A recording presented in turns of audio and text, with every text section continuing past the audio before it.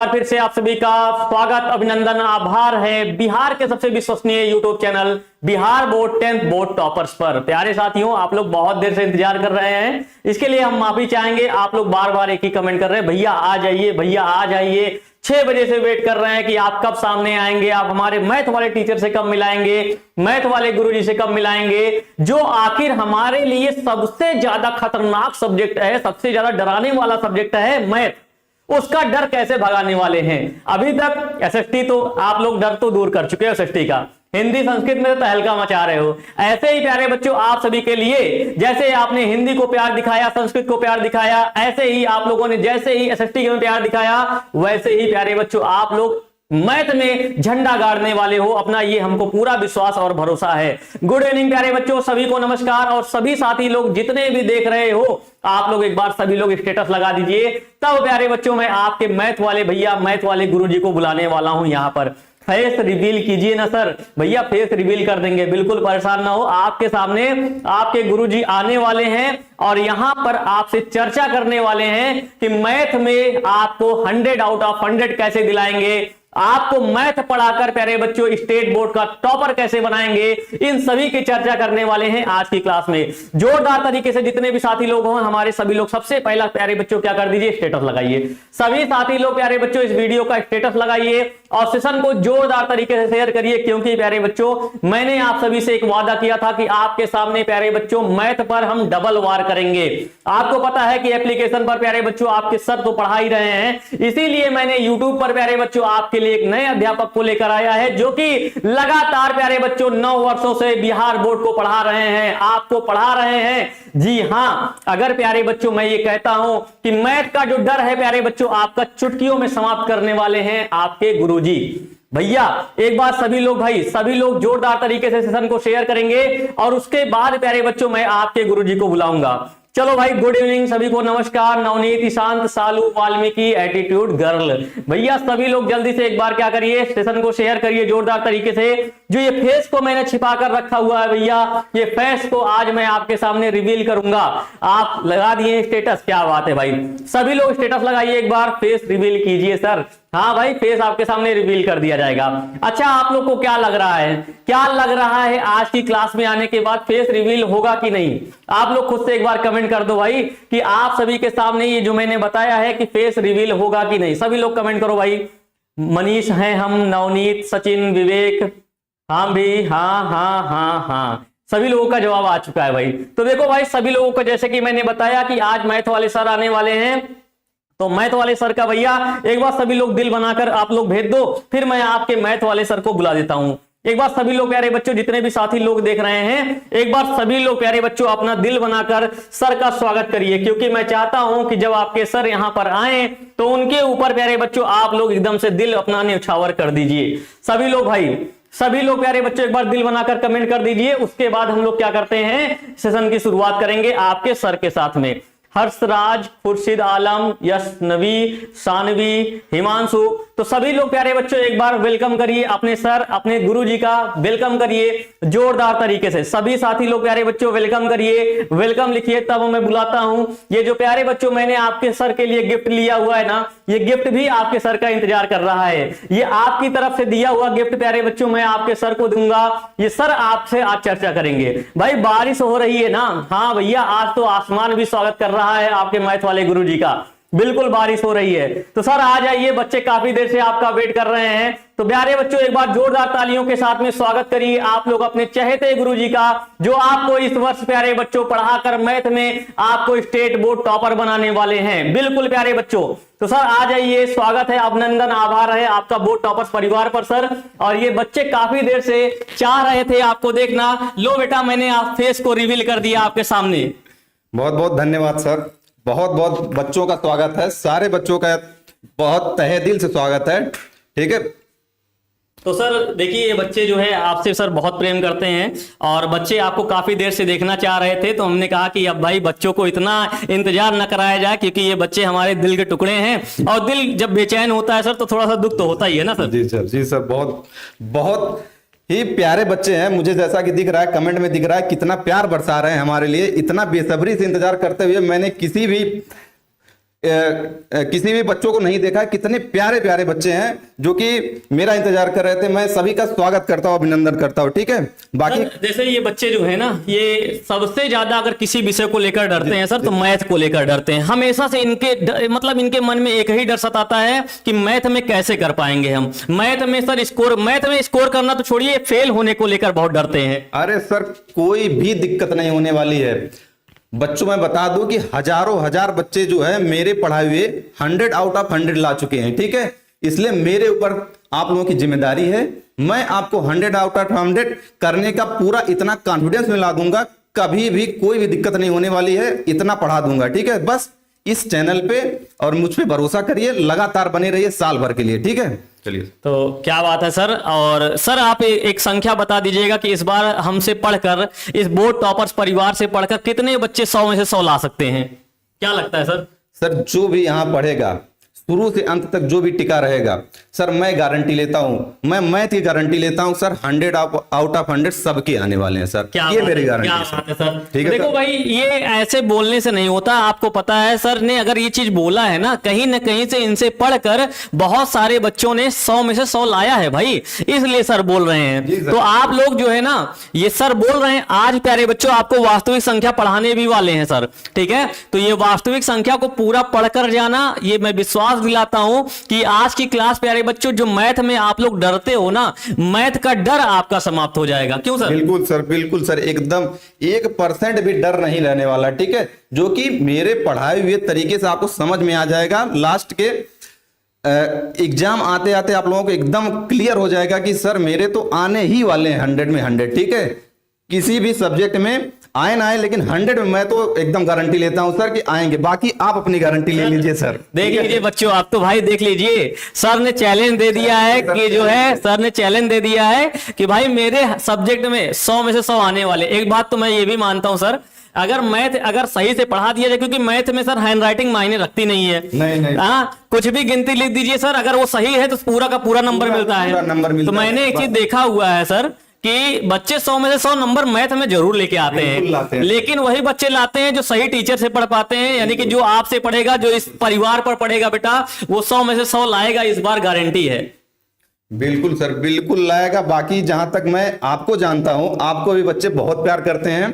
मुझे पूरा विश्वास है कि एसएसटी भी में भी बच्चे एकदम 100 में 100 लाने का पूरा प्रयास करेंगे। बाकी कुछ नंबर उसमें करते हैं, लेकिन प्रयास आपका इतना रहता है, मैंने देखा आपको इतनी मेहनत से, इतनी शिद्दत से पढ़ाते हुए कि बच्चे एकदम कॉन्फिडेंस में रहते हैं कि सर अगर भैया ने पढ़ा दिया तो मतलब मेरे नंबर पक्का आने वाले हैं। ठीक है, तो बिल्कुल सर, ऐसे ही कॉन्फिडेंस से हम यही चाहेंगे कि आप भी पढ़ाते रहेंगे, क्योंकि लगातार जब हजारों बच्चे आपसे पढ़ के 100 में से 100 ला रहे हैं, तो इस बार जो अपना परिवार है, बोर्ड टॉपर्स का परिवार है, इस पर भी 100 में से 100 चाहिए सर। बिल्कुल सर, बिल्कुल आएंगे, एकदम गारंटी है। बाकी प्यारे बच्चों, एक बार जोरदार तरीके से सर का स्वागत करिए। सभी लोग एक बार अपना दिल बनाकर भेज दीजिए। उसके बाद सर शुरुआत करेंगे कि आपको प्यारे बच्चों लेकर, आज हमारा प्यारे बच्चों, आज से ये जंग शुरुआत हो रही है। मैथ की जो जंग थी प्यारे बच्चों, आप लोग इसी में डर रहे थे, अब ये आपका डर दूर हो जाएगा। आप सभी लोग फटाफट से प्यारे बच्चों एक बार सभी लोग सर के लिए स्टेटस लगा दीजिए। एक स्टेटस तो बनता है भैया आज के लिए। और उसके बाद प्यारे बच्चों, आज पूरी क्लास करके जाइएगा।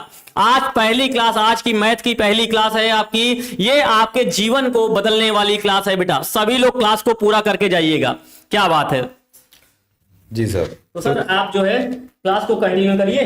जी सर, जी सर। सर सबसे जरूरी तो क्लास ही है सर। ये तो ठीक है सर, दीजिएगा बच्चों को, क्योंकि बच्चे काफी देर से आपका नाम भी जानना चाह रहे हैं। और उसके बाद फिर बच्चों को सर आगे कंटिन्यू करिएगा। बहुत धन्यवाद सर। धन्यवाद सर। चलिए बच्चों, एक बार सभी लोग कमेंट करके बताएं, क्या क्लास के लिए सभी लोग तैयार हैं? हाँ, सभी लोग एक बार कमेंट करके बताइएगा सर एकदम जोश हाई है, और ऐसे ही जोश को हाई रखना है एग्जाम तक। ठीक है, शुरू में सभी लोग पढ़ते हैं, ठीक है, लेकिन अंत तक जो टिका रहता है, नंबर उसी के आने वाले हैं 100 में 100। कहने पे नहीं होता है, पढ़ना पड़ता है उसके लिए, है ना। सभी लोग एक बार कमेंट करके बताएं।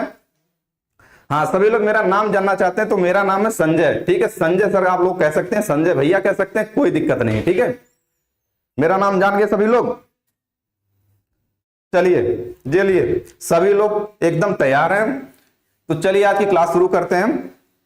तो बच्चों, सबसे पहले तो आप लोगों का क्लास का जो शेड्यूल है मैं बना के लिया हूं। पूरे साल का जो है शेड्यूल बन गया है, कैसे पढ़ाना है, कैसे बच्चों को प्रैक्टिस करानी है, कब टेस्ट लेना है, कैसे क्या करना है, सब कुछ तैयार है। बस आप लोग एकदम शुरू से अंत तक इस चैनल पे प्यार दिखाते रहिए, बने रहिए, ठीक है। बहुत ज्यादा भटकने की जरूरत नहीं, बहुत ज्यादा इधर उधर जाने की जरूरत नहीं, ठीक है। एक लोगों से पढ़िए और पूरा पढ़िए। चलिए, तो आज का जो हमारा है टॉपिक, सबसे पहले तो यही देख लेते हैं कि गणित कैसे पढ़ें, ठीक है। बच्चों को सबसे पहले दिक्कत तो यही होती है कि सर गणित कैसे पढ़ें, क्योंकि बहुत सारे लोग ये सोचते हैं कि गणित बहुत कठिन सब्जेक्ट है। लेकिन मैं ये कहता हूं गणित कठिन नहीं, गणित कॉन्सेप्चुअल है, ठीक है, रटने वाली चीज नहीं है, ठीक है। सबसे जरूरी चीज यही होता है कि बाबू ये जो है रटने वाली चीज नहीं है ना, रटना नहीं है। सबसे पहला यही होता है कि रटना नहीं है। क्या है? रटना नहीं है। यही हमारा सबसे पहला फार्मूला है कि गणित को रटना नहीं है, गणित को समझ समझ के पढ़ना है, ठीक है। इसके फार्मूले आपको स्वतः ही याद हो जाएंगे, मैं गारंटी लेता हूं, ठीक है। ये बहुत सारे लड़कों से मैंने फीडबैक लिया है, जो मेरे पढ़ाए हुए बच्चे 100 में 100 लाए हैं, तो बताते हैं कि सर मैंने कभी भी ये सोच के नहीं पढ़ा है कि मुझे ये इस चैप्टर के इतने इतने सारे जो है फार्मूले रट लेने हैं, ठीक है, और उस फार्मूले पर रख करके मुझे एग्जाम्पल इस पर रख करके मुझे क्या करना है, क्वेश्चन कर देने, है ना। तो क्या करना है, रटना नहीं है। आप जो है सबसे पहले बेहतरीन तरीके से पूरी क्लास पढ़िए, ठीक है, बीच में नहीं छोड़ना है, पूरा क्लास पढ़ना। उसके बाद क्या करना है, आप लोगों को दूसरे स्थान पे करना है, आप लोगों को एग्जाम्पल लगाना है, एग्जाम्पल को सॉल्व करना है, ठीक है। सबसे पहले थ्योरी अच्छे से पढ़नी है, ठीक है, उसके बाद एग्जाम्पल को रटना है, रटना नहीं है, एग्जाम्पल को जो है रटना नहीं है, ठीक है। ध्यान दीजिएगा, एग्जाम्पल को सॉल्व करना है, जो कि आप लोगों के टेक्स्ट बुक में दिया रहता है, ठीक है, उसका सोल्यूशन दिया रहता है, ठीक है, और क्वेश्चन तो दिया ही रहता है, ठीक है। इतना करने के बाद क्या करेंगे, इतना कर लिया आप लोगों ने, कर लिया, सबसे पहले थ्योरी पढ़ ली, उसके बाद एग्जाम्पल लगा लिया। अब क्या करेंगे सर, अब क्या करेंगे उसके बाद, अब देखिए क्या करेंगे कि आप लोगों का जो एनसीईआरटी है या फिर बिहार बोर्ड का जो बुक है, बिहार बोर्ड का जो बुक है उसमें दिए रहते हैं क्वेश्चन, लेकिन क्वेश्चन उतने सफिशिएंट नहीं रहते हैं। देखिए अगर आपको 100 आउट ऑफ 100 लाना है तो कुछ एक्स्ट्रा करना पड़ेगा, ठीक है। जो आप लोगों को बुक दी गई है जरूरी नहीं है कि यही पढ़ लो, ठीक है। इसके अलावा जो रेफरेंस बुक मैं बताऊंगा आप लोगों को, ठीक है, रेफरेंस बुक्स बताऊंगा, उसके क्वेश्चन को भी सभी लोग पूरा तरीके से एकदम सॉल्व करेंगे, ठीक है। रेफरेंस बुक के जो क्वेश्चन है उसको सॉल्व करना है,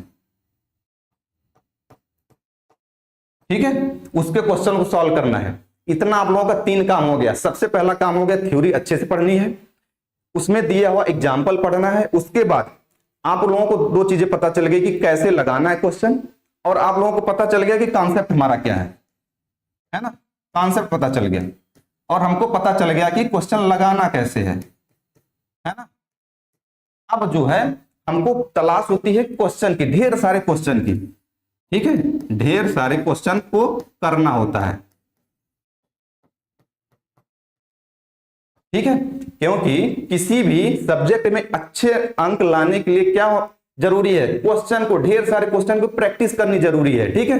तो आप लोगों को रेफरेंस बुक में बताऊंगा, उसके आधार पे आप लोग उसके सारे के सारे क्वेश्चन निकाल के एकदम एकदम रट डालना है, ठीक है। उसको जो है बार बार सॉल्व करके, ठीक है, एकदम अच्छे तरीके से कर लेना है, ठीक है।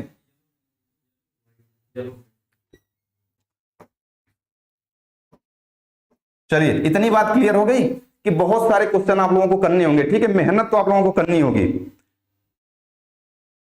ठीक है। चलिए क्या बातें सबको समझ में आ रही हैं?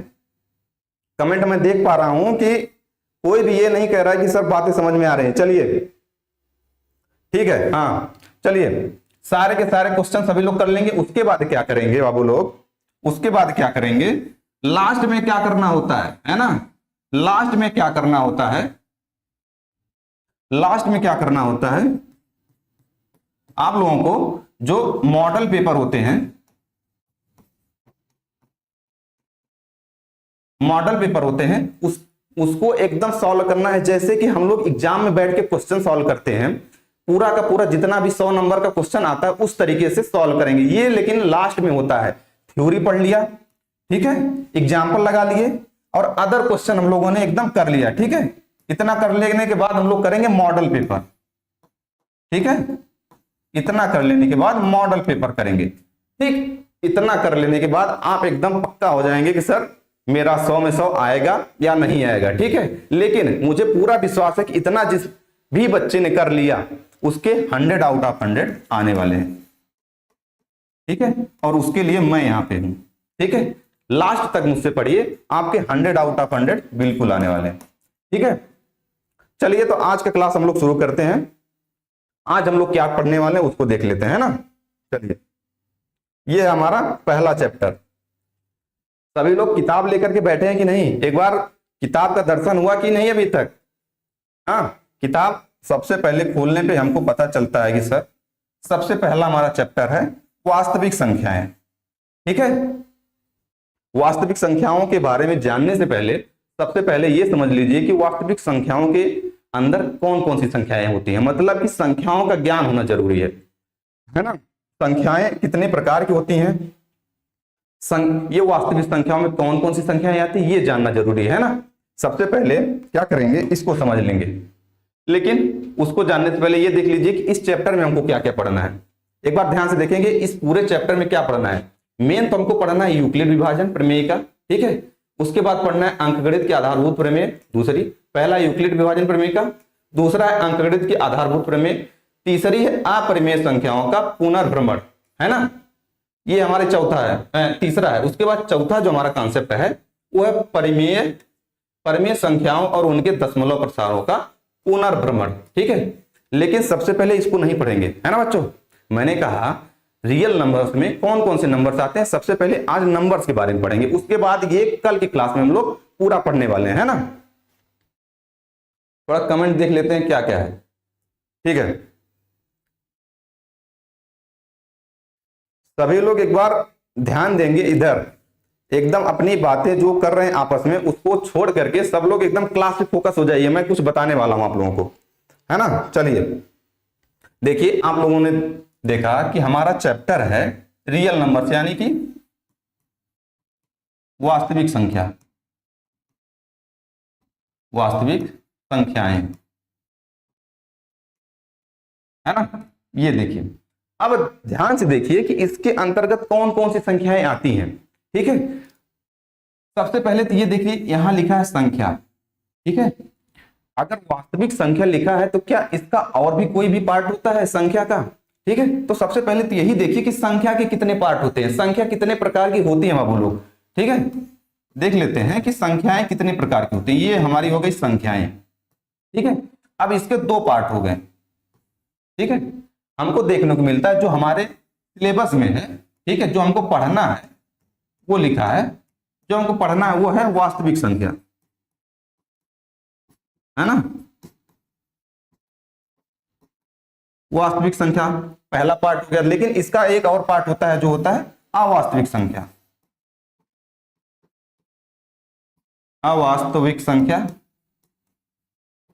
या फिर इसको कह देते हैं काल्पनिक संख्या,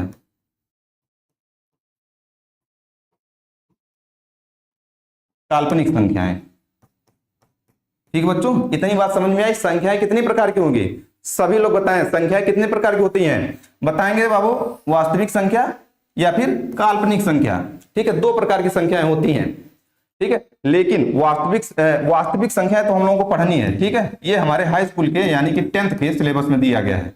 ये जो आप लोगों को मिलेगा 11th के, जो आप लोग 10th पास करके 11th में जाएंगे, इसमें आप लोगों को मिलेगा अवास्तविक संख्या या फिर काल्पनिक संख्याएं। अब कहेंगे सर थोड़ी उत्सुकता आएगी सर वास्तविक के बारे में तो हम लोग पढ़ लेंगे, लेकिन थोड़ा सा तो बता दीजिए कि काल्पनिक संख्या क्या होती है। चलो बता देते हैं। काल्पनिक संख्याएं जैसे कि अगर आप लोगों को अंडर रूट में -2 हो गया, ठीक है, ध्यान से समझना। अंडर रूट में -2 या फिर अंडर रूट में -1, अंडर रूट में -3, अंडर रूट में -4, अंडर रूट में -6, इस तरीके से अगर दिया है, या फिर इस तरीके से भी दिया हो, जैसे कि 2 प्लस अंडर रूट में -5, इस तरीके से दिया हो। ठीक है, इस तरीके से दिया हो, जैसे कि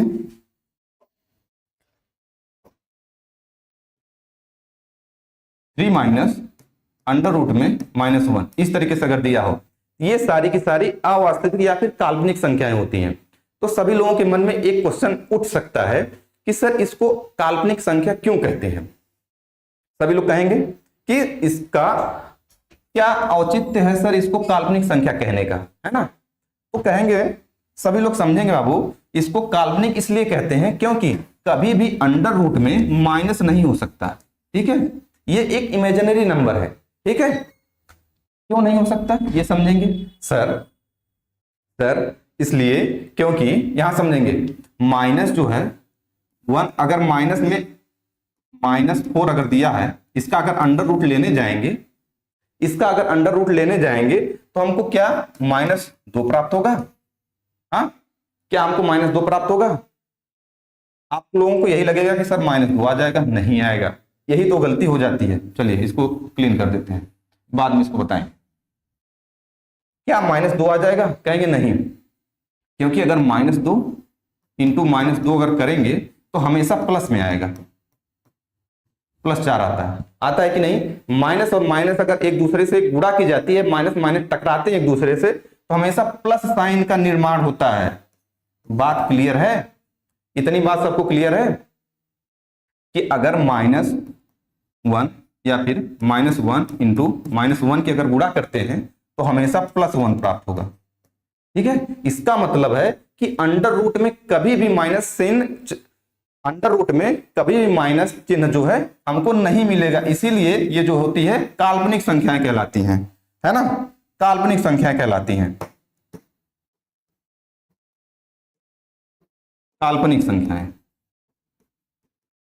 बाकी इसके अलावे अगर पढ़ना है तो आप लोगों को 1 साल और वेट करना होगा। ठीक है, 1 साल के लिए मैथ और पढ़िए, उसके बाद 11वीं में जब आप लोग पढ़ेंगे तो आप लोगों को काल्पनिक संख्याओं का जोड़ घटाना, गुणा भाग, ये सारी चीजें सिखाई जाती हैं। ठीक है, तो उस तरफ हम लोगों को जाना नहीं है। ठीक है, हमको जाना है वास्तविक संख्याओं की तरफ।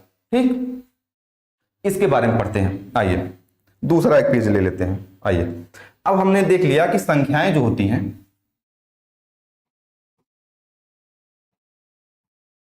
संख्याएं हो गई 2 प्रकार की, एक हो गई वास्तविक,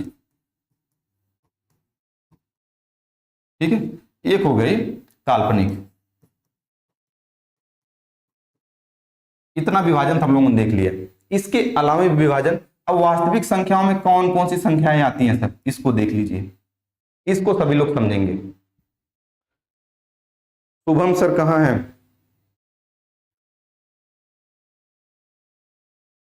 क्या हुआ, सभी लोग एक बार जो है शेयर कर देंगे। ठीक है, क्लास को। चलिए देखिए, आज जो लोग ये कह के जा रहे हैं कि सर ये सब क्यों पढ़ा रहे हैं, ये तो सर सिलेबस में नहीं दिया है, लेकिन अगर ये चीजें नहीं आप लोग पढ़ेंगे तो आप पूरे साल परेशान रहने वाले हैं। ठीक है, किसी भी चैप्टर में जाएंगे ये सारी चीजें आप लोगों को काम में आने वाली हैं। ठीक है, इसलिए एकदम बने रहिए, लास्ट तक जरूर बने रहिएगा। ठीक है, लास्ट तक एकदम जरूर बने रहिएगा कि सर वास्तविक संख्याओं में कौन कौन सी संख्याएं आने वाली है, इसको जरूर समझिएगा, नहीं तो बहुत ज्यादा दिक्कत होने वाली है आप लोगों के लिए। ठीक है, पहला चैप्टर है, आप लोगों को लगेगा सर ये तो पूछा नहीं जाएगा, और वास्तव में ये पूछा नहीं जाएगा। ठीक है, लेकिन इसका यूज जो है गणित में बार बार होने वाला है। ये जो है गणित की नींव है। ठीक है, जो नंबर सिस्टम हमारा होता है, नंबर सिस्टम हमारा गणित की नींव होती है। ठीक है, इसको पढ़ना बहुत जरूरी होता है। चलिए देख लेते हैं कि वास्तविक संख्याओं में कौन कौन सी संख्याएं आती हैं। एक होता है हमारा पूर्णांक। ठीक है, पूर्णांक। एक होता है हमारा प्राकृतिक संख्याएं, है ना, प्राकृतिक संख्याएं। और एक होता है हमारा पूर्ण संख्याएं। पूर्ण संख्याएं, है ना। ये तो इतना हो गया। उसके बाद वास्तविक संख्याओं में दो चीजें होती हैं। वास्तविक संख्याओं में मूलतः तो दो पार्ट हो जाते हैं। पहले देखिए, इसको साइड रखते हैं, है ना, इसको साइड रखते हैं। पहले देख लेते हैं कि जो मेन पार्ट है वो क्या होता है। वास्तविक संख्या जो होते हैं दो संख्याओं से मिलकर बने हुए। एक होती है हमारी परिमेय संख्या, परिमेय संख्याएं, इसको बताना जरूरी है, नहीं तो आप लोग बाद में कंफ्यूज हो जाएंगे। परिमेय संख्याएं, फिर अपरिमेय संख्याएं, अपरिमेय संख्याएं। ठीक है बच्चों, ठीक है, इतनी बात क्लियर है, इतनी बात क्लियर है कि परिमेय संख्या और अपरिमेय संख्या। ठीक, उसके बाद हमारा विभाजन जो हो जाएगा, परिमेय संख्याएं जो होती हैं इसके अंतर्गत जो है तीन पार्ट होते हैं, जो मैंने बताया। पूर्णांक, पूर्णांक, एक जो है प्राकृतिक संख्या, प्राकृतिक संख्या, और एक होता है पूर्ण संख्या, पूर्ण संख्या। बात क्लियर है इतनी? इतनी बात क्लियर है? थोड़ा इसको ऊपर कर देते हैं, है ना। चलिए, इतनी बात क्लियर है। देखिए, मैंने बताया संख्याएं, उसके बाद बताया वास्तविक संख्याएं, उस और काल्पनिक संख्याएं। संख्याओं में दो पार्ट हो गए, काल्पनिक संख्या और जो है हमारी वास्तविक संख्या। और उसके बाद वास्तविक संख्याओं को हम लोग दो पार्ट में तोड़ सकते हैं। ठीक है, एक होती है परिमेय संख्या और एक होती है अपरिमेय संख्या। ये सारी की सारी संख्याएं आपको आगे चल के यूज होने वाली हैं। बाद में जब मैं बताऊंगा इसको परिमेय संख्या क्यों कहते हैं तो आप लोग बहुत परेशान हो जाएंगे, है ना, है। चलिए चलिए, इसको समझिए। उसके बाद हम लोग परिमेय संख्या को तीन पार्ट में तोड़ सकते हैं। ठीक है, ये हमारी वास्तविक संख्या के अंतर्गत ही आता है। ठीक है, पूर्ण संख्या, पूर्णांक, प्राकृतिक संख्या। अब सभी लोग इतना, ये चार्ट सभी लोगों को याद होना चाहिए। ठीक है, सभी लोग याद हो गया। संख्याएं वास्तविक और काल्पनिक, उसके बाद परिमेय, अपरिमेय, उसके बाद परिमेय के अंतर्गत पूर्ण संख्या, पूर्णांक और प्राकृतिक संख्या। ठीक है, इतनी बात क्लियर हो गई? इतनी बात क्लियर हो गई बच्चों?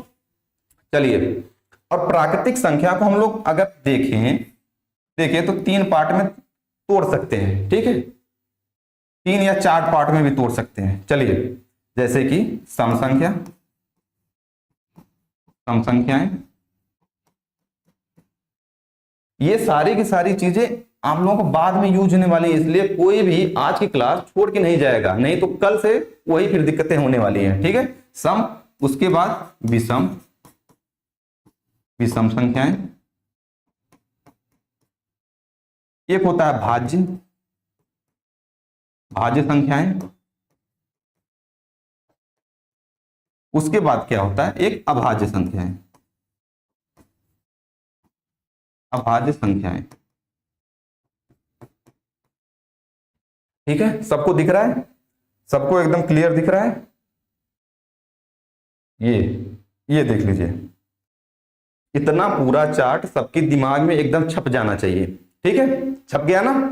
मैं कितनी बार बता चुका, संख्याएं वास्तविक, काल्पनिक, उसके बाद परिमेय में पूर्ण संख्या, पूर्णांक, प्राकृतिक, और ये सारी की सारी चीजें अभी मैं पूरा एक्सप्लेन करके बताने वाला हूं कि कौन सी संख्या पूर्ण होती है, कौन सी पूर्णांक होती है, कौन सी परिमेय होती है, कौन सी अपरिमेय होती है, सब चीजें एक एक चीज एकदम बताने वाला हूं। ठीक है, आज का क्लास इसी सब पे बेस्ड होने वाला है। ठीक, चलिए, उसके बाद प्राकृतिक संख्याओं को हम लोग तोड़ सकते हैं, सम संख्या, विषम संख्या, भाज्य और अभाज्य। इतनी सारी चीजें आप लोगों को संख्याओं का ज्ञान होना चाहिए, इस तरीके से इतनी सारी चीजों का ज्ञान होना चाहिए। ठीक है, चले, अब इसको डिटेल में पढ़ने के लिए तैयार हैं आप सभी लोग? सभी लोग एकदम थम्स अप करके बताएंगे कि आप लोग आगे पढ़ने के लिए तैयार हैं। ठीक है, चलिए शुरू करते हैं। ये संख्याओं के ज्ञान के बारे में मैंने लिखा है। चलिए, अब देख लीजिए कि प्राकृतिक संख्या कौन कौन सी होती हैं, कौन कौन सी संख्याएं प्राकृतिक संख्याएं कहलाती हैं। क्या किसी को पता है प्राकृतिक संख्याएं? मेरा मैथ में 66 है। क्या हाई स्कूल में कि 9th में? क्या आप पास हो चुके हैं? कैसा है? चलिए चलिए, बहुत सारे लड़के कह रहे हैं, कुछ भी कमेंट कर रहे हैं। चलिए देखते हैं कि प्राकृतिक संख्याएं कौन कौन सी होती हैं, सभी लोग इसको समझेंगे। ठीक है, प्राकृतिक मतलब देखो नेचुरल नंबर, नेचुरली हमारे मुंह से किसी भी वस्तु को गिनने के लिए अगर हमारे मुख से जो भी निकलता है वो हमारे नेचुरल नंबर्स होते हैं। जैसे कि अगर हमको गिनना हो कि हमारे एरिया में कितने पेड़ हैं, हमारे आसपास कितने पेड़ हैं, या फिर मैं कहूं कि मेरे इस स्टूडियो में कितने कैमरे लगे हैं। ठीक है, कैसे कहेंगे? क्या ऐसा कहेंगे कि सर 0 कैमरा है, 1 है, 2 है, 3 है, 4, इस तरीके से, या फिर कहेंगे -1 कैमरा, -2 कैमरा, -3 कैमरा? ऐसा तो नहीं कहेंगे, ऐसा तो नहीं कहेंगे, सभी लोग बताएंगे। तो मतलब कि हमारे मुख से जो सबसे पहली संख्या निकलती है किसी भी संख्या को गिनने के लिए, ठीक है, वो होती है 1, उसके बाद होती है 2, 3, 4, 5, ठीक है, डॉट डॉट डॉट। क्या आप लोग बता सकते हैं कि ये संख्याएं कहां तक जा सकती हैं? क्या कोई बताएगा? क्या कोई बताएगा कि ये संख्याएं कहां तक जा सकती हैं? ठीक है, चलो, क्या कोई बताएगा कि ये संख्याएं कहां तक जा सकती हैं? कहेंगे सर इसका तो कोई अंत ही नहीं है, ये तो अनंत तक जा सकती हैं, है ना। अनंत मतलब जिसका कोई अंत ही नहीं है, गिनते जाइए और बढ़ती चली जाएंगी। ठीक है, एकदम। क्या नाम है सर? अरे आप तो लेट हो गए, आप तो लेट हैं। मेरा नाम है संजय। ठीक है, संजय सर कह सकते हैं, संजय भैया कह सकते हैं, कुछ भी कहिए। ठीक है, चलिए, ये देखिए 1 से शुरू होकर के हमारी संख्याएं चली जाती हैं अनंत तक, है ना। समझ में आई बात? मतलब कि गिनती में प्रयोग होने वाली सभी संख्याएं प्राकृतिक संख्याएं होती हैं। ठीक है, ये हमारी डिफिनीशन हो गई। डिफिनीशन याद नहीं करना, आप लोगों को समझना है। ठीक है, मैथ को अगर समझेंगे, रटेंगे नहीं, मैंने शुरू में बताया रटना नहीं है मैथ को। ठीक है, जितने भी लोग हैं, कुछ लोग ट्राई करते हैं कि सर क्वेश्चन को हम लोग रट लेंगे। ठीक है, कितने क्वेश्चन हैं, लेकिन उससे काम नहीं बनने वाला। ठीक है बच्चों, एग्जामिनर ने अगर हमको कह दिया, ठीक है, एग्जाम में आ गया थोड़ा सा चेंज करके, आप लोगों ने जो क्वेश्चन रटा है उसमें थोड़ा सा चेंज करके कर दिया, तो आप जो फंस जाएंगे। अगर आपने कॉन्सेप्ट को पढ़ा है, ठीक है, कॉन्सेप्ट को एकदम क्लियर किया हुआ है, तो आपको कोई भी दिक्कत होने वाली नहीं है। चलिए, हम जो है पढ़ रहे हैं संख्याओं के बारे में, जो अभी आए हैं उनके लिए मैं बता रहा हूं। हम लोग पढ़ रहे हैं आज संख्याओं के बारे में, उसका पूरा बेसिक आज पढ़ेंगे। कितने प्रकार की संख्याएं होती हैं, उसमें कौन कौन से घटक होते हैं, सारी की सारी चीजें हम लोग पढ़ने वाले हैं। तो हम लोग इस पे बताते बताते आ चुके हैं हम लोग प्राकृतिक संख्या पे, है ना। नेचुरल नंबर कौन कौन सी होती है, तो मैंने बताया 1 से शुरू होकर के ये अनंत तक चली जाती है, वो हमारी सारी की सारी संख्याएं प्राकृतिक संख्याएं कहलाती हैं। बात समझ में आ गई? चलिए, अब देख लेते हैं पूर्ण संख्याएं, होल नंबर कौन कौन सी होती है। अब देखो, हमने शुरू किया 1 से और चले गए अनंत तक, ठीक है।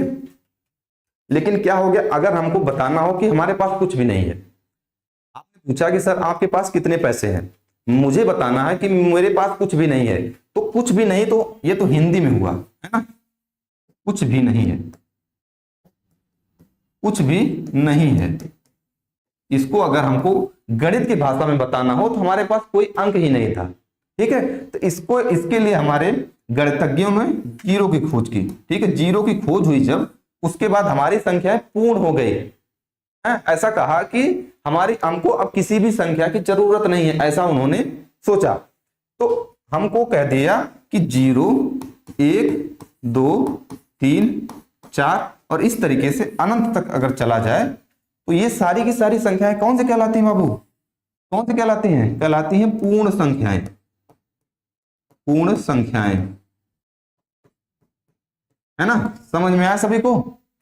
सभी को समझ में आया? मैंने कहा 1 से शुरू होकर अनंत तक जाने वाली सारी की सारी संख्याएं प्राकृतिक संख्याएं होती हैं, ठीक है। दूसरी बात मैंने बताया कि 0, अगर प्राकृतिक संख्याओं में 0 को जोड़ दिया जाए, 0 को शामिल कर लिया जाए, तो वो सारी की संख्याएं पूर्ण हो जाती हैं, अपने आप में पूर्ण हो जाती है, इसलिए वो पूर्ण संख्या कहलाती है, ठीक है। ये देखो, अब सुन रहे हैं, इसको परिभाषा रूप में देख लेते हैं कि प्राकृतिक संख्याओं के एक के साथ यदि 0 को भी जोड़ दिया जाए तो संख्याएं पूर्ण संख्याएं कहलाती हैं। समझ में आ गया सभी को? समझ में सबको आ गया?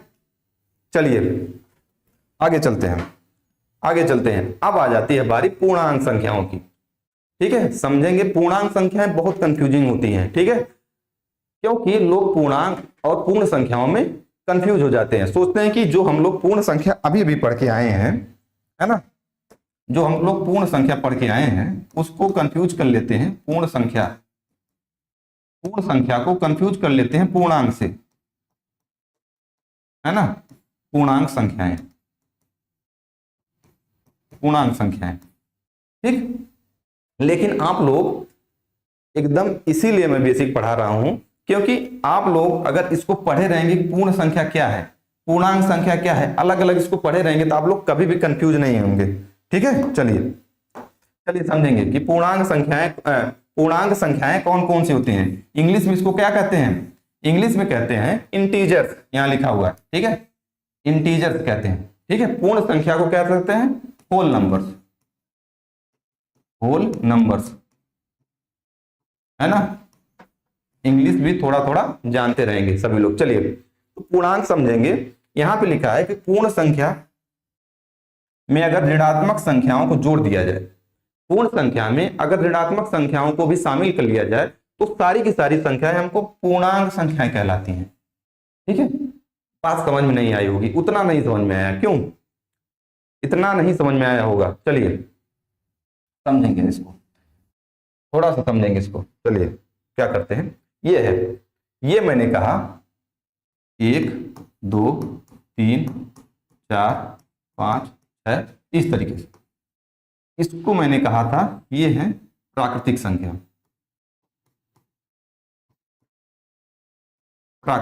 संख्याएं, है ना, इसको मैंने कहा प्राकृतिक संख्याएं। इसके आगे अगर मैंने 0 जोड़ दिया तो इतनी संख्याओं को मैंने कहा यहां अनंत, ठीक है, ये अनंत तक है, ठीक है। इतनी संख्याओं को मैंने कहा पूर्ण संख्या। बात समझ में आ गई। अगर इसके साथ साथ हम लोग माइनस में भी, अगर मुझे मैंने किसी को उधार दिया है ना, या फिर मैंने किसी से उधार लिया है, इसको डिनोट करने के लिए हम लोग क्या करेंगे, जैसे मैंने किसी से लिया है, मेरे पास पैसा आया है, तो मैं क्या करूंगा, मैंने 1000 लिया, इसका मतलब है कि प्लस 1000 मेरे पास वेल्थ हो गई, 1000 मेरे खाते में आके जुड़ गया, तो उसको दर्शाने के लिए हम लोग प्लस का यूज करते हैं, है ना। अगर मैंने किसी को उधार दिया है 1000 तो क्या कहेंगे, -1000। मतलब इस तरीके की कैलकुलेशन में हम लोगों को प्लस और माइनस की भी जरूरत पड़ती है, ठीक है। अभी तक तो हम लोग क्या कह रहे थे, सर ऐसे लिख दिया बिना प्लस और माइनस के, लेकिन एक्चुअल में ये +1 होता है और एक्चुअल में ये +2 होता है, एक्चुअल में ये +3 होता है, इसी तरीके से सो ऑन। बात समझ में आ रही है कि इधर जो है हमारे नंबर लाइन पे जो दाहिनी तरफ होता है वो प्लस में होता है, ठीक है। लेकिन अगर हम लोगों को माइनस में संख्याएं दिखानी हो तो क्या करेंगे, उसको नंबर लाइन पे इधर शो करेंगे, ठीक है, -1 -2 -3 -4। तो मैंने कहा कि अगर पूर्ण संख्या में, ठीक है, पूर्ण संख्या में अगर ऋणात्मक संख्याएं जोड़ दी जाएं, ऋणात्मक संख्याएं अगर जोड़ दी जाए, बाबू बात समझ में आई, पूर्ण संख्या में अगर ऋणात्मक संख्याएं जोड़ दी जाए तो हमको मिलता है क्या, पूर्णांक, ठीक है, जिसको कहते हैं इंटीजर्स, ठीक है, इसको कहते हैं इंटीजर्स, ठीक है। बात समझ में आई कि इंटीजर कौन सी संख्या कहलाती है, उसमें प्राकृतिक संख्या हो गई, और अगर 0 को जोड़ दिया तो वो संख्या हो जाती है पूर्ण संख्या है। अगर उसमें माइनस संख्याओं को भी हम लोग जोड़ लेते हैं तो हमको मिलता है पूर्णांक, ठीक है, जिसमें कि हमको मिलता है 0 1 2 3 4 5 6 इस तरीके से अनंत तक। उसके बाद इधर जो अगर हम लोग चलेंगे तो -1 -2 -3 -4। इतनी बात समझ में आ गई, इतनी बात सभी लोगों को समझ में आ गई। चलिए आगे चलेंगे, ठीक है। तो ये हमारा नंबर लाइन पे इसको शो करते हैं। चलिए नंबर लाइन पे अगर हम लोग शो करें तो हमारी दाहिने तरफ जो शो होती हैं वो हमारी पॉजिटिव नंबर्स कहलाती हैं। इसको थोड़ा कलर चेंज कर लेते हैं बाबू। हमारी दाहिने तरफ, या फिर ये हमारा दायां है ना, दायां है, दाहिने तरफ हम लोग पॉजिटिव संख्याओं को शो करते हैं और निगेटिव नंबर जो है बाएं तरफ शो करते हैं, बाएं तरफ शो करते हैं। लेकिन आप लोगों के मन में ये आया होगा, सर ये जो बीच में 0 बैठा हुआ है इसके बारे में तो आप कुछ बात ही नहीं कर रहे हैं, है ना। आपने बता दिया सर 1 2 3 4 5 इधर बता दिया, और इधर माइनस बता दिया 1 2 -3 -4 -5 इधर, लेकिन जो बीच में जीरो बैठा इसके बारे में क्या कहेंगे? यही तो कंफ्यूजन है, यही तो दिक्कत है, इसके बारे में कोई बात ही नहीं करता है। ये हमारा होता है, ये ना तो ऋणात्मक होता है, ना ऋणात्मक होता है, ना ऋणात्मक होता है, और ना ही धनात्मक होता है ना। जीरो ना तो ऋणात्मक होता है ना ही धनात्मक होता है, इसीलिए इसको जीरो कहते हैं, इसको ना प्लस कहते हैं ना माइनस कहते हैं। ठीक है, इसके सामने, जीरो के सामने आप लोग कभी भी प्लस या माइनस का चिन्ह नहीं पाएंगे। ठीक है, कभी भी ऐसा नहीं होगा। बात समझ में आ गई सबको? चलिए, बात सबको क्लियर हो गई। तो मैंने कहा कि पूर्णांक संख्याएं वे संख्याएं होती हैं जो पूर्ण संख्या प्लस ऋणात्मक संख्या को जोड़ के या फिर दोनों को समाहित करके बनती है। ठीक है, ठीक बच्चा लोग, ठीक बच्चा लोग, चलिए आगे चलते हैं, आगे चलते हैं बच्चों। ये अब आ जाइए भिन्न संख्याएं, है ना। भिन्न संख्याएं आ गई, भिन्न संख्याएं, और एक होती है परिमेय संख्याएं। इसमें बच्चे बहुत कंफ्यूज हो जाते हैं, एक भिन्न होता है, एक होता है परिमेय संख्या। भिन्न एक छोटा जो है हमारा परिवार है, भिन्न की जो आयाम है, भिन्न का जो आयाम है ये छोटा होता है, जबकि हमारा जो परिमेय होता है, परिमेय होता है, इसके आयाम बड़ा होता है, मतलब इसके परिवार में ज्यादा लोग शामिल होते हैं। बात समझ में आ गई? लेकिन सबसे पहले हम लोग समझ लेते हैं कि भिन्न क्या होती हैं, फ्रैक्शंस क्या होती हैं, ऐसी कौन सी संख्याएं होती हैं जिसको हम लोग भिन्न कह सकते हैं। बाबू आप लोग समझिए, आप लोग सबसे पहले ये समझिए कि मुझे अगर बताना हो कि मैंने आज आधा गिलास दूध पिया है तो इसको कैसे दिखाएंगे। अब तक तो मैं बता रहा था एक, ये भी अपने आप में पूर्ण है या नहीं है? दो, ये भी अपने आप में पूर्ण है। ठीक है, कोई भी आधी अधूरी संख्या नहीं है, इसके बारे में हम लोगों ने बात कर ली है। 1 2 3 4 5 हो गई, 6 हो गई, ये सारी की सारी अपने आप में पूरी की पूरी संख्याएं हैं। लेकिन मुझे अगर बात करनी हो इसके किसी एक भाग की, ठीक है, इसके एक पार्ट की बात करनी हो, मान लो मुझे कहना हो कि मैंने आधा गिलास दूध पिया है, आधा गिलास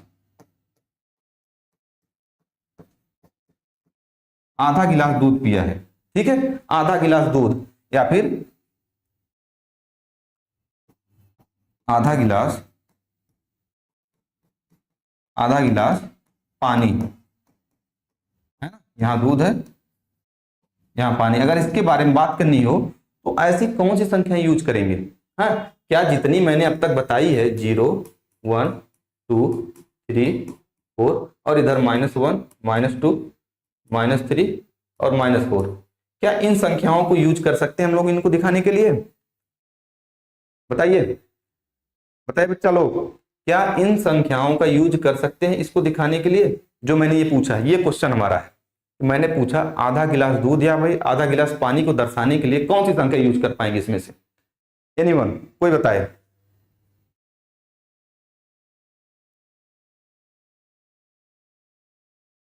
चलिए, क्या हुआ, किसी ने बताया? नहीं, इसलिए कि इसमें तो इसका आंसर ही नहीं है, इसमें इसका आंसर ही नहीं है। ठीक है, इसमें इसका आंसर नहीं है। इसको दिखाने के लिए हमको फ्रैक्शन की जरूरत पड़ती है, भिन्न की जरूरत पड़ती है ना, फ्रैक्शन की जरूरत पड़ती है बाबू।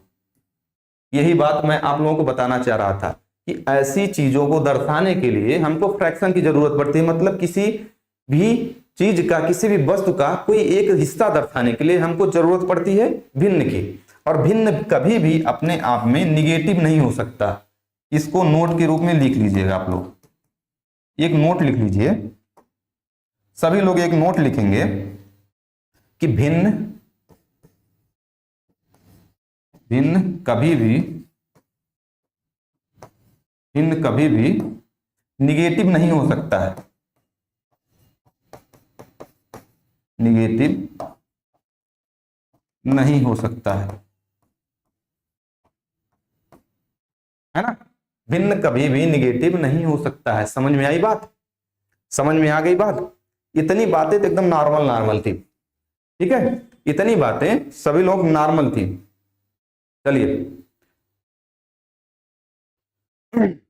बात समझ में आ गई इतनी।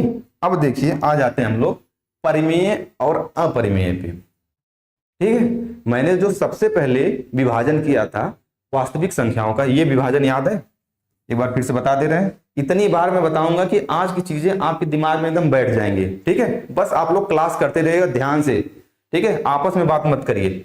मैंने बताया था वास्तविक संख्याएं, जो कि आपका चैप्टर भी है, वास्तविक संख्या। वास्तविक संख्या, इसका मैंने 2 पार्ट बताया था, वो दोनों पार्ट याद है आप सभी लोगों को? सभी को याद है? हाँ, सभी को याद है। चलिए ये देखिए, मैंने बताया था कि एक होता है परिमेय, एक होता है अपरिमेय। ठीक है, अब उसी में से परिमेय की बारी आ गई परिमेय को पढ़ने की। अभी हम लोगों ने पढ़ा फ्रैक्शन। फ्रैक्शन यानी कि किसी भी पार्ट, किसी भी वस्तु के किसी एक पार्ट को दर्शाने के लिए हम लोग पढ़ते हैं फ्रैक्शन को, यानी कि भिन्न को। लेकिन उसी तरीके का एक होता है हमारा परिमेय, परिमेय संख्याएं। ठीक है, परिमेय संख्याएं कौन सी होती हैं? देखने में आपको भिन्न की तरीके से दिखती हैं। भिन्न मैंने बताया, आधा गिलास, आधा को दिखाने के लिए हम लोग करते हैं 1/2। ठीक है, अगर 3/4 करना हो 3/4, 3/4। ठीक है, 4/5। ये सारी की सारी संख्याएं कैसी हैं? ये सारी की सारी संख्याएं भिन्न है, भिन्न है। ठीक है, ये सारी की सारी संख्याएं भिन्न है, लेकिन ये भिन्न के साथ साथ, ये भिन्न के साथ साथ ये हमारी संख्याएं परिमेय भी हैं। बात क्लियर है? ये सारी की सारी संख्याएं परिमेय भी हैं। अब कहेंगे सर अभी तो आपने कहा भिन्न है, अब कह रहे हैं परिमेय है, ये कैसा कंफ्यूजन है? कंफ्यूजन सारे दूर हो जाएंगे, बस आप लोग क्लास कर लास्ट तक देखते रहिए, है ना? लास्ट तक आप लोग बने रहिए, मैं सबको बताऊंगा। आ जाइए, आ जाइए, अब देखते हैं कि परिमेय संख्या में कौन कौन सी संख्याएं आती हैं। यहां समझते हैं परिमेय को। परिमेय को डिटेल में समझेंगे, परिमेय को डिटेल में समझेंगे तो लिखेंगे वे सारी संख्याएं, वे सारी संख्याएं जो, या फिर जिन्हें p/q के रूप में, p/q के रूप में लिखा जा सकता है, लिखा जा सकता है, लिखा जा सकता है। इतनी डिफिनीशन याद हुई? इतना डिफिनीशन सभी लोग ध्यान से पढ़ लेंगे। इतनी डिफिनीशन में क्या मैं कह रहा हूं? मैं कह रहा हूं कि वे सारी की सारी संख्याएं जिन्हें p/q के रूप में लिखा जा सकता है परिमेय संख्याएं कहलाती हैं। ठीक है, लेकिन क्या ये परिमेय संख्या की पूरी परिभाषा है? कहेंगे नहीं सर, मैं कह रहा हूं कि नहीं, ये पूरी परिभाषा नहीं है। इतनी जो परिभाषा है, इतनी जो परिभाषा है, ये हमारे भिन्न की परिभाषा हो गई। ये जो है भिन्न की परिभाषा हुई। ठीक है, भिन्न यहीं तक। मैंने कहा था ना, भिन्न का आयाम जो है छोटा है, भिन्न का परिवार छोटा है, भिन्न में कम संख्याएं आती हैं। लेकिन मैं बता दूं कि परिमेय संख्याएं में ज्यादा संख्याएं आती हैं। ठीक है, ये तो एक पार्ट हुआ। ठीक है, या फिर कहते हैं कि पहली कंडीशन हो गई। कहेंगे सर अब क्या बात है, अब कौन सी बात हो गई? ठीक है, देखिए अब दूसरी कंडीशन क्या हो गई? दूसरी कंडीशन हो गई कि P और Q जो है, P तथा Q, P तथा Q, P तथा Q, P तथा Q पूर्णांक होने चाहिए। अब समझ में आया कि मैं अब तक इतनी कहानी क्यों बताया था? आ गया पूर्णांक ना, पूर्णांक संख्या आ गया। ये बात समझ में आई कि पूर्णांक को मैंने सबसे पहले क्यों बताया था, इसके पहले क्यों बताया था पूर्णांक को। अब ये याद होना चाहिए कि पूर्णांक में कौन कौन सी संख्याएं होती हैं। हाँ, पूर्णांक में होती हैं 0, 1, 2, 3, 4, 5 और 6, इसी तरीके से, और -1, -2, -3, -4। बात समझ में आ रही है? बात समझ में आ रही है? कितनी ही बार मैंने बता दिया कि पूर्णांक में पूर्ण संख्या होती है प्लस नेगेटिव संख्या होती है। ठीक है, तो मैंने दूसरी कंडीशन में बताया कि P तथा Q, ये जो P और Q इसमें यूज हुआ है, P और Q हमेशा होना चाहिए पूर्णांक। ठीक है, और तीसरी हमारी कंडीशन हो गई, तीसरी कंडीशन हो गई P Q जो है हमारा Q नॉट इक्वल टू 0 होना चाहिए। समझ में आई? Q नॉट इक्वल टू 0 होना चाहिए। अब देखिए इससे क्या क्या समझ में आ रहा है।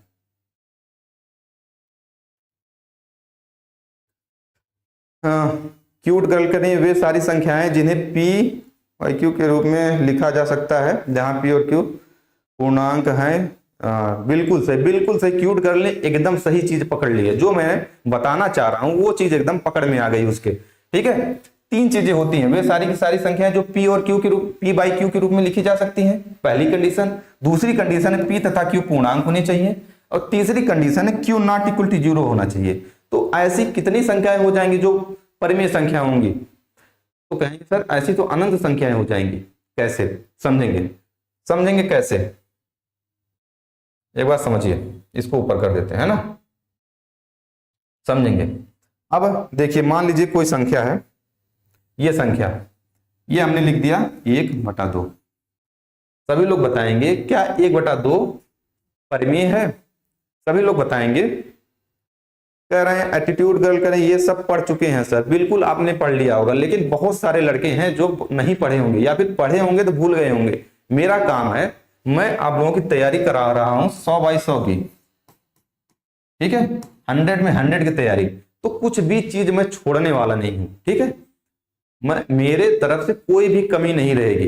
बाकी आप लोगों की जिम्मेदारी बनती है आप लोगों को 100 में 100 लाना है या नहीं लाना है। ठीक है, उस तरीके से आप लोग तैयार रखिएगा। चलिए सारी की सारी चीजें मैं पढ़ाऊंगा, एक एक चीज नहीं छोड़ूंगा। ठीक है, कोई भी चीज एकदम नहीं छोड़ूंगा। चलिए, मैंने पूछा 1/2 कौन सी संख्या है? कहेंगे सर 1/2 हमको देखने में पता चल गया ये तो P बाई Q के रूप में है। क्या ये P बाई Q के रूप में है? कहेंगे बिल्कुल सर है। और इसमें कहेंगे क्या P तथा Q पूर्णांक है? समझेंगे, P तथा Q क्या पूर्णांक है? कहेंगे सर एक को देख करके सभी लोग बताओ क्या पूर्णांक है? हाँ पूर्णांक है, बिल्कुल पूर्णांक है ना? पूर्णांक ही तो है, एक पूर्णांक ही तो है। बताओ यार, चलो क्या ये पूर्णांक है? बिल्कुल सर पूर्णांक है। और 2 के बारे में अगर हम लोग जान लें, क्या ये पूर्णांक है? बिल्कुल पूर्णांक है। इसका मतलब ये जो है अभी हमारा जो वेरिफिकेशन है पूरा हो गया? नहीं पूरा हुआ है। हमने एक कंडीशन ये पूरी की, एक कंडीशन ये। क्या Q इक्वल टू मतलब कि जो हमारा अंश या फिर हर, जो मैंने बताया ये जो P बाई Q में होता है ये होता है अंश, ऊपर का पार्ट होता है अंश, या फिर जो होता है नीचे का हर होता है। ठीक है, मतलब Q नॉट इक्वल टू 0 मतलब कि होना चाहिए जो हर है, हर 0 नहीं होना चाहिए। सीधी सीधी भाषा में नहीं होना चाहिए। ठीक है, बात समझ में आ गई? अरे जोश हाई है कि नहीं भाई? जोश हाई है कि नहीं? मन्नू ब्लॉग कह रहे हैं सर आप कौन हो? इसीलिए कहते हैं कि क्लास में सबसे पहले आया करिए। ठीक है, एकदम शुरू से अगर क्लास करते तो आपको ये क्वेश्चन आपके मन में आता ही नहीं कि मैं कौन हूं। ठीक है, मैं बता दूं मैं आपका नया मैथ टीचर हूं। ठीक है, मेरा नाम है संजय। ठीक है, चलिए मैं बता दूं कि मैंने बताया ये हमारी कंडीशन पूरी हो रही है, दूसरी भी पूरी हो रही है। क्या Q नॉट इक्वल टू 0 क्या पूरा हो रहा है? बिल्कुल पूरा हो रहा है। क्या 2 जो है 0 के बराबर है? नहीं। इसका मतलब 2 नॉट इक्वल टू 0, इसका मतलब ये भी पूरा हो गया, पूरा हो गया। इसका मतलब कह सकते हैं कि 1/2 जो है हमारा एक परिमेय संख्या है। बात समझ में आ गई? बात समझ में आ गई? चलिए इतनी बात क्लियर है, अब आगे चलते हैं। अब देखिए मैं बता दूं, समझिए सभी लोग एक बार ध्यान से यहां देखेंगे। मैं अगर लिख दूं -1/2 या फिर -4/5, इसको चेक करेंगे। सभी लोग इसको चेक करेंगे क्या -4/5 P बाई Q के रूप में है यानी कि परिमेय संख्या है? इसको चेक करेंगे सभी लोग, क्या यह परिमेय संख्या है? परिमेय है? चलिए चेक करते हैं क्या यह P बाई Q के रूप में है? P बाई Q के रूप में बिल्कुल सर है। क्या P तथा Q पूर्णांक है? एक बार सभी लोग चेक करेंगे। मैं इसलिए इसको बार बार करा रहा हूं, इतना प्रैक्टिस करा रहा हूं, एकदम दिमाग में बैठाने के लिए आप लोगों के, ठीक है। एक बार कभी भी ये परिमेय संख्याओं से कभी भी कोई भी क्वेश्चन आपका गलत नहीं होने वाला है। चलिए, -4 क्या पूर्णांक है? -4 क्या पूर्णांक है? बिल्कुल सर पूर्णांक है, तो सही हो गया। क्या 5 जो है पूर्णांक है? बिल्कुल सर पूर्णांक है, बिल्कुल सही है। और जो है 5 जो है नॉट इक्वल टू 0 है, ठीक है। तो इसका मतलब -4/5 भी अपने आप में परिमेय संख्या है। अब देखिए, इसके बाद एक चीज और मैं पूछता हूं, अब आप लोग बता दीजिए, क्या अगर मैंने सिर्फ ऐसे लिख दिया, सिर्फ 5 लिख दिया, क्या सिर्फ 5 लिख देने पे क्या यह अपने आप में परिमेय संख्या होगी? सभी लोग एक बार बताएंगे, थोड़ा कमेंट में देख लेता हूं क्या चल रहा है। हाँ, क्यूट गर्ल कर रही है, -4/5 परिमेय संख्या है। ठीक है, अब आई एम रियली सॉरी, कोई बात नहीं, कोई क्या चल रहा है। चलिए ये बताइए कि क्या 5 अपने आप में परिमेय संख्या है? सभी लोग एक बार बताएं, कमेंट में करके बताएं, क्या 5 अपने आप में परिमेय संख्या है? बताएं, परिमेय संख्या है या फिर नहीं है? कोई बताएगा? सभी लोग बताएं। मैंने कहा था कि P/Q के रूप में नहीं चाहिए। मन्नू ब्लॉक करें, यस सर। चलिए, प्रणाम सर, प्रणाम, सभी लोगों को प्रणाम है, ठीक है। क्लास खत्म होने को है और आप अभी आ रहे हैं, बताइए। ये बताइए कि 5 जो है हमारी परिमेय संख्या है या फिर नहीं है? परिमेय है या फिर नहीं है? चलिए बताइए। कहेंगे ये तो सर P/Q के रूप में नहीं दिख रही है, P/Q के रूप में ये तो नहीं दिख रही है ना, P/Q के रूप में ये तो नहीं दिख रही है, 5 जो है P/Q के रूप में नहीं दिख रही है। ऐसा है क्या? क्या ऐसा है? P/Q के रूप में नहीं दिख रही? गलत है, आप सभी लोग एकदम सरासर गलत है ना। देखिए, किसी भी संख्या के नीचे 1 होता है, ठीक है। ये आप लोग अपने दिमाग में बैठा लीजिए। कोई भी संख्या अगर नॉर्मली लिखी गई है तो उसके नीचे हम लोग 1 लिख सकते हैं। क्यों लिख सकते हैं? ऐसा बताइए कि ऐसा क्यों हम लोग लिख सकते हैं? 1 हम लोग क्यों लिख सकते हैं? कहेंगे सर 1 इसलिए लिख सकते हैं, समझिए, एकदम ध्यान से समझिए, क्योंकि 1 ऐसी संख्या है जिसके द्वारा किसी भी संख्या में भाग देने पर उसके वैल्यू में कोई भी चेंज नहीं आता है ना। जैसे कि हम लोग 5 के साथ अगर 0 जोड़ देते हैं तो क्या इसका कोई वैल्यू है? वैल्यू में चेंज हुआ? नहीं चेंज हुआ। इसका मतलब अगर कोई भी संख्या लिखी है उसके साथ 0 भी हम लोग लिख सकते हैं। इसी तरीके से अगर कोई भी संख्या अपने आप में लिखी हुई है और उसके नीचे अगर 1 से हम लोग भाग दे देते हैं तो उसके वैल्यू में कोई भी परिवर्तन नहीं आता है। समझिएगा, सभी लोग समझिएगा क्यों ऐसा करते हैं हम लोग, ठीक है। कोई भी व्यक्ति ऐसा नहीं बताने वाला आप लोगों को, ऐसी बेसिक चीजें नहीं बताने वाला। चलिए, ये हम लोग इसको लिख सकते हैं। उसके बाद क्या करेंगे? अगर हम लोगों ने 5/1 लिख दिया, क्या ये P/Q के रूप में हो गया? बिल्कुल सर, P/Q के रूप में हो गया। बात खत्म? नहीं, बात क्यों खत्म? उसके बाद ये P/Q के रूप में हो गया। पहली कंडीशन हमारी पूरी हो गई। दूसरी कंडीशन हमको चाहिए P तथा Q, P और Q पूर्णांक होनी चाहिए। पूर्णांक भी है, ये भी है, ये भी है, और 1 जो है नॉट इक्वल टू 0 है, ये भी है। मतलब हमारी कोई भी संख्या अपने आप में वो पूर्णांक, कोई भी संख्या अपने आप में परिमेय संख्या होती है। इसका मतलब जो हम लोग ये देखिए,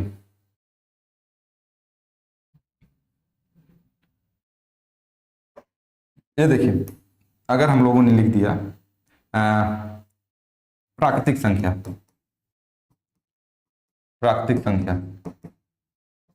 ठीक है, उसके बाद लिख दिया पूर्ण संख्या,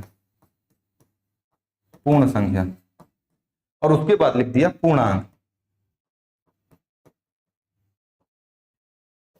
ये होती है 1 2 3 4 इस तरीके से 100, ठीक है। उसके बाद पूर्ण संख्या 0 1 2 3 4, ठीक है, और पूर्णांक में इसके अलावा माइनस भी जुड़ जाता है। ये सारी की सारी संख्याएं परिमेय संख्याएं होती हैं, ठीक है, क्योंकि ये इस तरीके से लिखी है, लेकिन इनके नीचे एक हम लोग ऐड कर सकते हैं। ऐड का मतलब है इससे इसके नीचे हम लोग एक से भाग दे सकते हैं। ठीक है, 1/1 लिख सकते हैं, 2/1 लिख सकते हैं, 3/1 लिख सकते हैं, 4/1 लिख सकते हैं, है ना। इसीलिए मैंने शुरू में ही बताया था, जब वर्गीकरण में बता रहा था, मैंने बताया था कि परिमेय के अंतर्गत 3 चीजें आती हैं, और तीनों चीजें मैंने यही लिखा हुआ था। यहां लिखा था पूर्णांक, यहां लिखा था प्राकृतिक, और यहां लिखा था पूर्ण। सारी चीजें एकदम दिमाग के सामने आ गई कि नहीं? एकदम क्लियर हो गया कि नहीं? क्लियर है? ये देखिए, क्लियर हो गया। परिमेय के अंतर्गत पूर्ण, पूर्णांक तथा प्राकृतिक संख्याएं आती हैं, और मैंने एकदम प्रूव करके दिखा दिया किस तरीके से आती हैं। क्योंकि ये सारी संख्याओं के नीचे हम लोग 1 लिख सकते हैं, और 1 जो है पूर्णांक है, पहली बात, 0 के बराबर नहीं है, दूसरी बात, और 1 लिखने पर वो p/q के रूप में बन जाती है। ठीक है, ठीक है, इतनी बात क्लियर है सभी को? सभी को इतनी बात क्लियर है? चलिए क्या आगे जो है पढ़ाया जाए? टाइम तो काफी हो गया, इसके आगे जो है कल पढ़ाया जाएगा, है ना। कैसा रहा क्लास? सभी लोग बताएंगे, सभी लोग एक बार बताएं। बाकी जो है ये सारी की सारी चीजें थी, ये भी थी, ये ठीक है, ये सारी की सारी चीजें कल हम लोग पढ़ाने वाले हैं। ठीक है, कल इसके आगे पढ़ाएंगे।